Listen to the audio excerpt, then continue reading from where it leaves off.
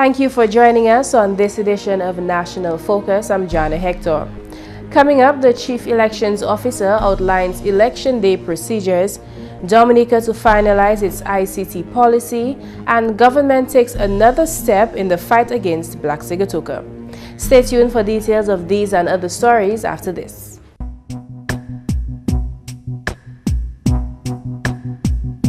A lot of bathtubs are blamed for bruises.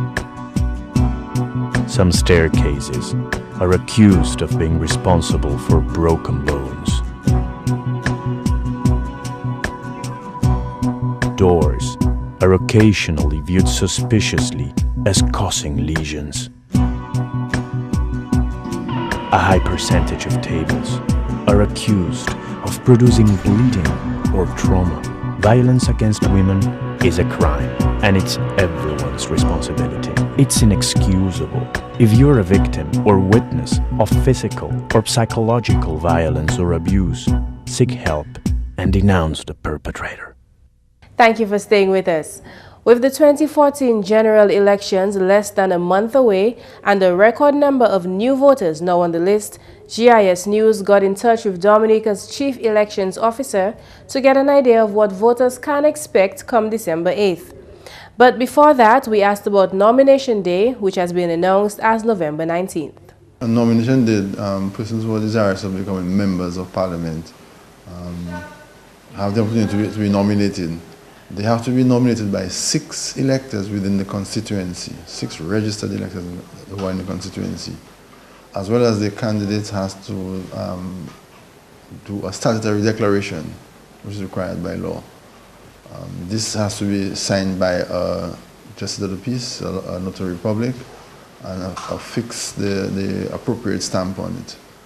Additionally, there's a fee or deposit of $500 that has to be paid. Once these requirements are met, you have to bring it to the returning officers will be available at the offices from 9 in the morning until 4 in the afternoon.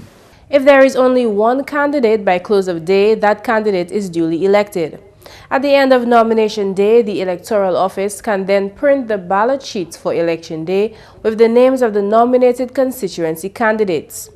Now on to Election Day, which the Chief Elections Officer says is actually a day of 21 elections. The voter has to go to the polling station, first of all, in the constituency that they are registered, and second of all, in the polling station where their name appears. There will be a list of persons who can vote at a particular polling station posted outside of that polling station. So you first check to see whether your name is on that list. When you come in, you state your name, your address, and your occupation.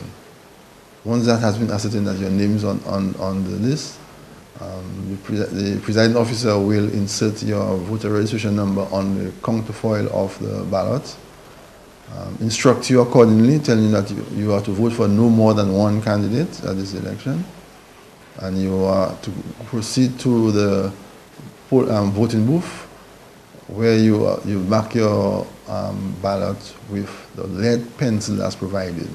Specifically lead pencils because pen-written ballot sheets will be rejected. Voters should take care to make their marks a clear X neatly between the 2 lines.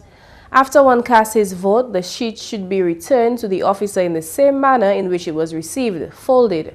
The sheet's counterfoil is then torn off by the officer and the ballot slip is placed in the box.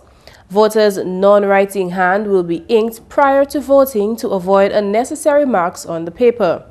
The entire process, Larrock says, lasts on average from 3 to 4 minutes. He detailed what happens after each voter has done his civic duty. At 5 p.m., anyone who's in the line before 5 is allowed to vote.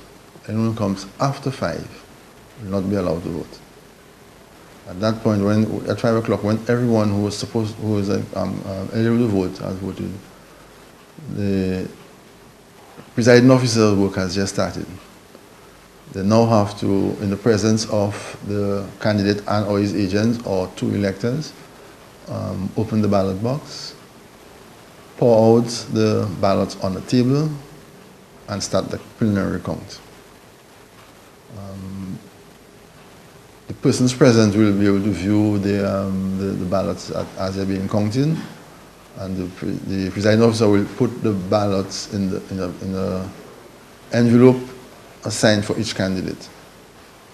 When that is done, then the poll clerk and the assistant poll clerk are the official tally clerks. When that is completed, then they total it up to see who has gotten the majority number of votes. Based on that, they fill up a preliminary statement of poll that is transmitted to the returning officer, who verifies the information and in turn transmits that information onto the electoral office. And then we'll make that the announcement after we have done verify that information is accurate, make the announcement as to the preliminary count for a particular polling station, and of course eventually the constituency. And at the end of the day, hopefully that will be as early as possible.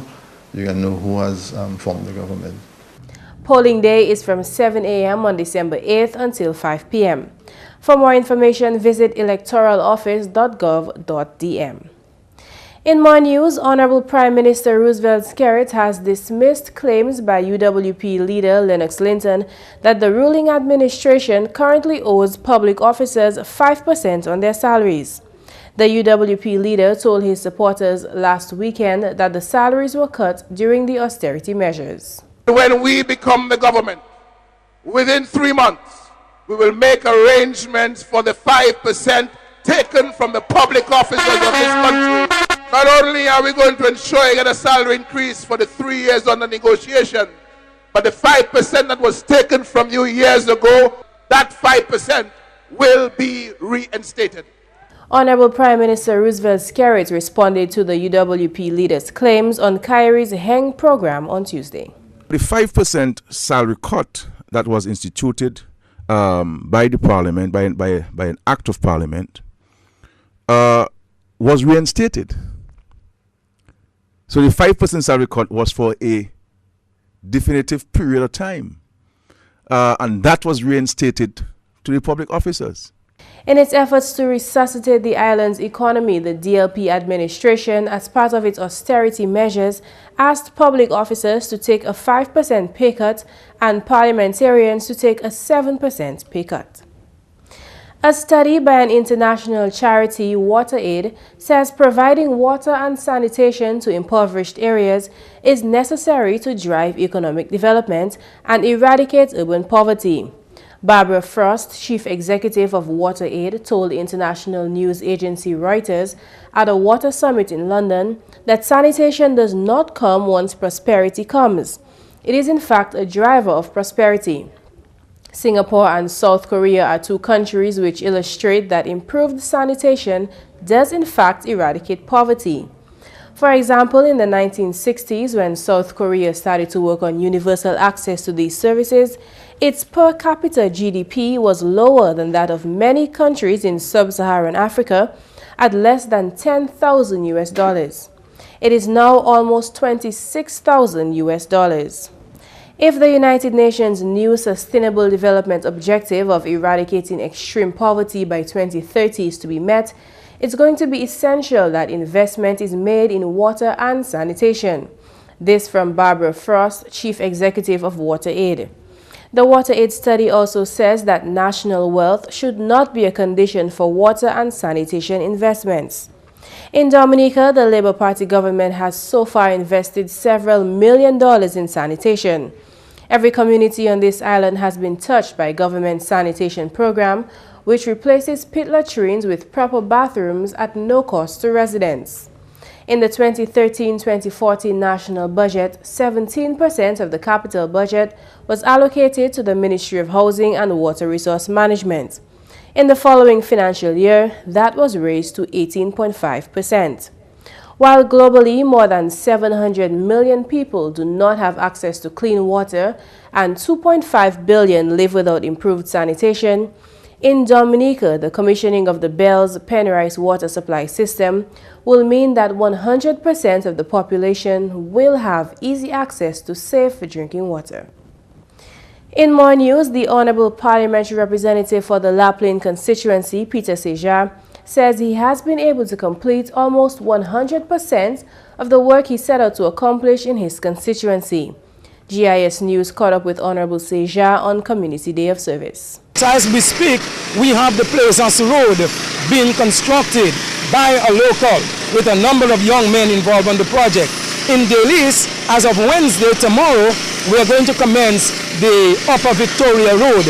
And there is also ongoing at this time in La Plaine, the police station that is nearing completion. The playing field is getting to a point where we will soon be using it. I'm hoping that by the first quarter of next year, that the field, the grass will be in such a state that we will be able to use. We have a number of projects, and of course, of particular interest to me is a road that runs from Plaisance, the lower end of Plaisance, all the way to the upper area we refer to as the Ghetto Road. Within another week, we will put another $80,000 in the hands of the village council to execute this road. It will mean for me as PAL rep that after the completion of the Plaisance Road, I will have just one more road to address in La Plaine, one more in Delis, and we would have comprehensively done all of the roads in Bodica. The parliamentary representative highlighted several other accomplishments, including the new La Plaine police station. He says, however, having focused primarily on the road network and education, he is satisfied that he has been able to deliver to the La Plaine constituency. The parliamentary representative is also grateful that government continues to empower citizens at the grassroots level. This is evident, he says, in the number of village councils across the island, including La Plaine, which continue to receive financial resources to upgrade roads and undertake other projects in their communities. It is my view that today we see village councils being engaged in much more viable and as far as the finances is concerned, much bigger projects. This, the reason being that this administration has recognized that if we are to experience at the community level the kind of development that we as leaders, government, would like to see, we can only do so by involving people at the grassroots level.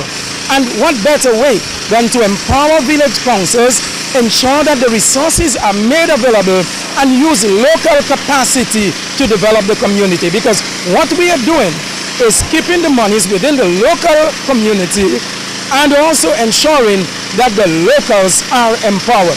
Dominica is in the final stages of producing a national policy for information communication technology. The process of drafting a policy began in 2008 with the help of the European Union. On Wednesday, November 12th, officials from the Ministry of Information, Telecommunication and Constituency Empowerment partnered with the International Telecommunications Union, the ITU, to commence a two-day workshop to complete this policy. In addition to telecommunications service providers, the workshop also brought together stakeholders from other sectors such as agriculture, tourism, finance, health, and education. Bernard Thomas, Director of Telecommunications, detailed the objectives of the two-day workshop. To update the existing national draft ICT policy with the view of identifying the best-in-class methodology to facilitate the implementation of information and communication systems for the effective management of the various sectors within the public service and by extension the nation. 2, to enhance and upgrade the draft document in view of the role of the inclusion of cybersecurity and broadband technology in order for participants to have a better awareness and understanding of the need for network security and increased access to and efficiency in ICT services while reducing costs. And the third objective is to examine and understand the socio-economic importance and linkages of cybersecurity and broadband access technologies through the use of ICT for job creation, economic development, and capacity building. Addressing the workshop, the Honorable Minister for Information Technology, Ambrose George, spoke of government's commitment to grow the ICT sector. It should be noted that the government of Dominica has always been forward-thinking towards the role of ICT and the vision for the development of the sector. In 2012-2013 Economic and Social Review document prepared by the Ministry of Finance, which served as a tool to monitor the implementation of the Growth and Social Protection Strategy program, the government of Dominica's vision for the ICT sector stated that it foresaw Dominica as a nation that is, and I quote, globally competitive, knowledge-based, where innovative and creative people utilize a modern, ever-evolving and eco-friendly ICT infrastructure to significantly contribute to the long-term social, economic, and cultural development of the nation. Cleveland Thomas, ITU area manager, set out his expectations of the policy. The framework should be more targeted, we believe. It should be light-handed, non-discriminatory, and technology and service neutral. It should promote competition, innovation, and growth. It should foster and build out access to networks and the adoption of broadband application and services to all. The ITU is of the view that it should encourage infrastructure sharing as much as possible and promote private-public partnership. Last but not least, it should seek to protect consumers' right, personal information and privacy, and educate consumers on issues related to their security in the cyberspace. We'll bring you more from this workshop in a subsequent newscast. Dominica is working closely with regional and international partners to help curb the spread of the deadly Black Sigatoka disease. The island's most recent endeavor has been to introduce resistant banana varieties with assistance from CIRAD. CIRAD is a French agricultural research center for international development, which aims to help developing countries tackle agricultural development issues. A special meeting held recently in St. Lucia has revealed that a banana variety currently under research by CIRAD could help to curb the spread of this disease. We in Dominica, we have this research ongoing in La Plaine Agricultural Station, where we're presently evaluating 4 resistant varieties. We also made the request where we want to involve in research activities, continue the research activities. CIRAD has a new variety, which is CIRAD 925, that is promising. It's being exported to France, and the consumers prefer that variety, and we have requested to CIRAD that we want to do some trial in varieties. Now, the program of managing Black Sigatoka is an integrated pest management program where we involve resistant varieties, and we are working with partners such as FAO, CIRAD, and also CADI to bring these resistant varieties in Dominica to be able to be effectively manage Black Sigatoka.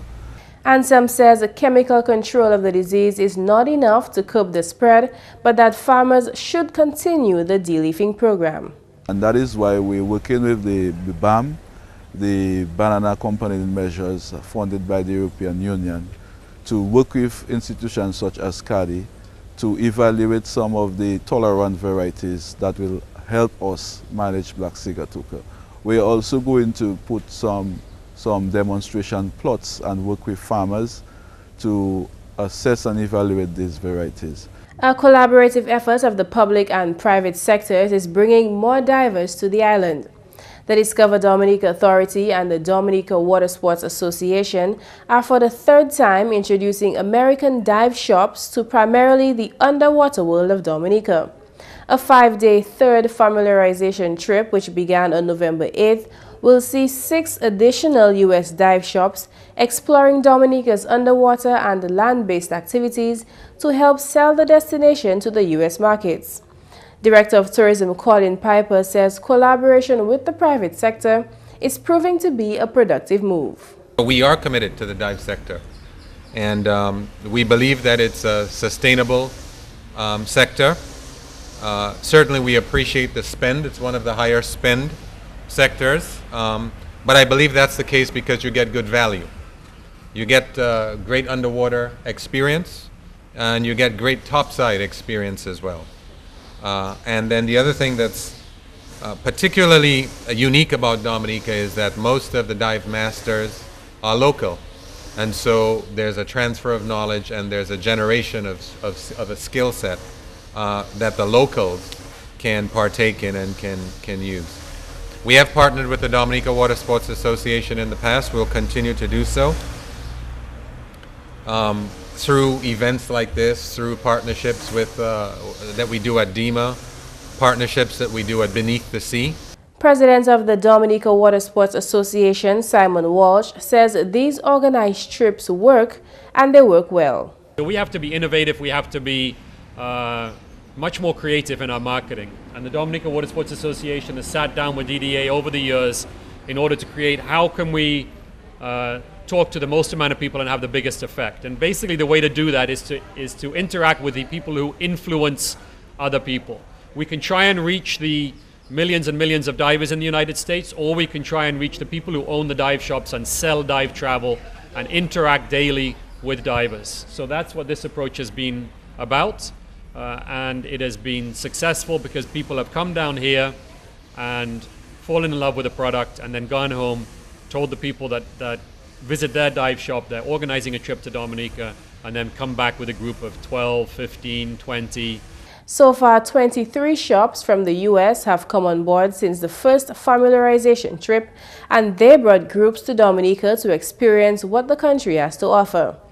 Participants from the current group say by far Dominica is one of the best destinations in the Caribbean, and they are certain that the destination will sell with their clientele. And that's the English news. McPherson St. Luce is next with the Creole highlights. Allô tout le monde, bienvenue à cette nouvelle en créole. Non, moi, c'est McPherson St. Louis. Premièrement, le ministère Télécoms a organisé un workshop de jours pour continuer à mettre attention à une policy nationale pour le secteur ICT en Dominique. Plusieurs institutions qui sont engagées en ICT qui ont participé en workshop de jours là, qui prend place en hôtel Fortune en Roseau. Ministère Télécoms, Honorable Ambrose George, délivré une adresse en cérémonie pour ouvrir le workshop là. ICT, c'est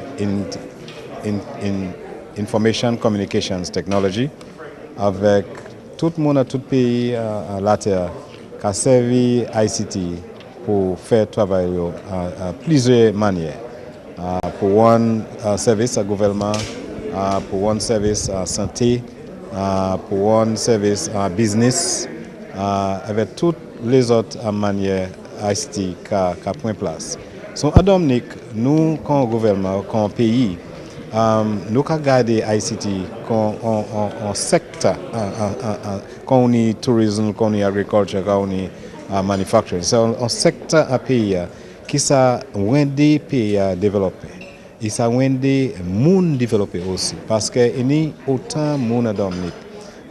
Souhaiter étudier ICT, mais il y a des jeunes qui ont servi à l'innovation avec créativité pour service pour ICT, pour faire pour venir avec applications pour qui a servi en ICT, pour développer ICT. Pour famille, pour pays, pour l'école, pour place de travail, pour payer tout de suite. Officier ITU et puis OES qui a facilité le workshop. Nous sommes facilitateurs ici, Georgia, nous sommes M. Cleveland Thomas, International Telecommunications Union. Aussi, nous sommes M. Denom Hord, Yon Hord OS, et un autre Hord Trinidad qui est passé comme facilitateur en workshop là pour aider nous à formuler secteur, formuler pour faire recommandation pour le gouvernement garder et pour comment nous avons point ces recommandations avec des policiers anonymes pour faire ICT en secteur qui est bien important en Dominique. Parce que autant là moi parler bon en terme, si un pays qui développe déjà avec ICT qui représente 4% gross domestic product avec nous quoi qui en Dominique si nous really point ICT sérieux nous ça fait ça aussi so nous voyons qu'un secteur qui est bien important on l'autre by nous experience this morning c'est Jordia c'est ITU et bano cadeau 10 computers neufs avec nous calba ces computers pour 3 communautés à Dominique. Alors, nouvel développement pour la communauté Louda qui prend place à présent. C'est l'homme du Parlement, Honorable Dr. John Colin McIntyre, d'autres qui expecté pour continuer. Louda, c'est Kai Labor, all right? Ça, c'est là, il était plus fort, Et bien, pour les gens Louda, c'est différent, il n'y a pas qu'à pour l'eau. Ça, c'est les gens qui sont bien nice, il n'y a pas qu'à pour l'eau. Mais moi, quand je aider l'éducation pour ces jeunes là, housing pour eux, employment opportunities, because you play tourism là. You need Boiling Lake, you need Midland Falls, you need Freshwater Lake, you need Tito Gorge, you play ça. Moi faire un bon petit shelter à Tito Gorge, moi faire crossing actuellement, comme si the crossing ça, c'est crossing, touristically, you pas ni pour nager, comme si jabé, live peu. So moi jabé live, moi faire un crossing là, so ça aller côté anti faciliter la money là, comme si la tourisme vient, yo ça shelter, ça servir en toilette, tout ces bails ça, yo pas ni pour aller dans PC, c'est quartier bails ça. So moi faire un bon petit shelter, moi continue développer place là pour tous ces monde à l'autre. Et ben moi les monde là pour contrôle comme si le village improvement committee pour contrôle hot ces bails ça. So c'est bail qui ka courir bien, moi content pour ça. Avec moi les deux tous ces monde là, tout monde là, supporter moi. Sur place moi aimer. Ces monde là bien nice. Moi mais yo bien fort et puis en Dominique les papatis c'est tous les années yo ka fait ça bien fort. So moi aimer ces monde ça. En toute nouvelle, ministère Public Works Honorable Ribbon Blackmore qui a fait parole développement infrastructure en pays. C'est le ministre Blackmore, ils sont avec $20 millions mis à ses côtés pour 3 gros projets en Dominique. Et dès l'année prochaine, 2015, Chimé Bois Diable qui a allé White River qui a commencé, Chimé Kalinago Bukase Bruce qui a bâti pour $45 millions hors de banque la terre, Chimé Layo pour casser aussi qui a bâti à valer $39 millions. Mundi Bikri aussi tapé en gros miwai en même instant réhabilitation Chimé Kaali Font Saint-Jean. Et puis finalement, General Manager Dominica and Support Authority Dasper Benoit Badwell qui a bien supporté la décision du gouvernement pour renommer base avion Melville Hall Douglas Charles Airport. Sinon, M. Badwell, l'initiative celle-là, c'est un bon bagage pour un pays là. Douglas Charles, c'est bon parce que à présent, nous avons changé avec plein de monde qui a demandé des questions, avec nous qui avons des informations, avec monde qui à présent, nous pour tout pilot, tout le monde qui vient Dominique, qui pour servir Douglas Charles à présent. So, les qui nous en bas avion, c'est Douglas Charles, c'est avec le monde qui pour mettre à ses papiers pour l'immigration, ni pour mettre Douglas Charles aussi. Messieurs, mesdames, ça c'est tout pour nouvelle en créole pour à présent. Non, moi, c'est McPherson St. Luce. Au revoir. Coming up next, 2 practical uses of Coca-Cola. Dominica is blessed with an abundance of water, but getting it to your home is an expensive venture. You have a responsibility to conserve water, to use it wisely. Remember the old adage, you never miss the water till the well runs dry. Think water, think life. If this doesn't convince you that Coca-Cola does not belong in your body, then at least you would have learned 2 other uses of the popular soda. 1, if you don't want to buy really expensive stain removers, take some of that Coca-Cola and pour it in the wash along with detergent.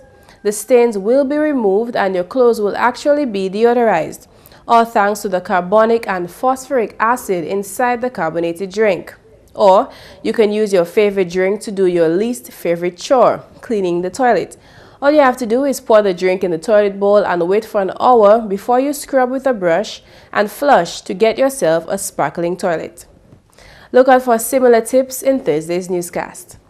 And that's all for this edition of National Focus. We always welcome your suggestions and comments. Drop us an email at gis@dominica.gov.dm or visit our website news.gov.dm. Like our Facebook page, facebook.com/GIS News Dominica. You can also catch up on past National Focus newscasts on our GIS Dominica YouTube channel. From all of us here on the GIS News Production team, I'm Jarna Hector. Thank you for watching.